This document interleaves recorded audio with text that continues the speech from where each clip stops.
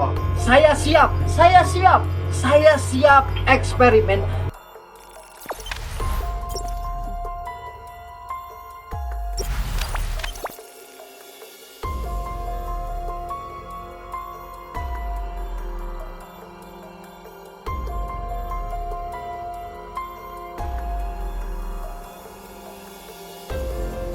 Saya punya penilaian terhadap COVID.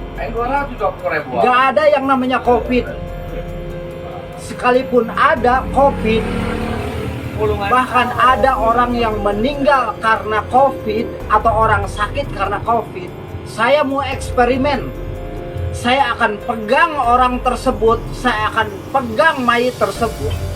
Kalau 2 hari saya meninggal, berarti benar COVID ada. Maaf, saya tidak ada maksud memprovokasi, tapi ini pernyataan hati saya. Karena Allah. Saya siap eksperimen. Saya pegang orang yang meninggal karena COVID, dan akan saya pegang orang yang sakit karena COVID. Kalau saya tertular dan saya meninggal, berarti benar ada COVID.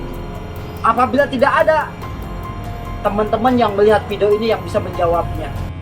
Punten pisan.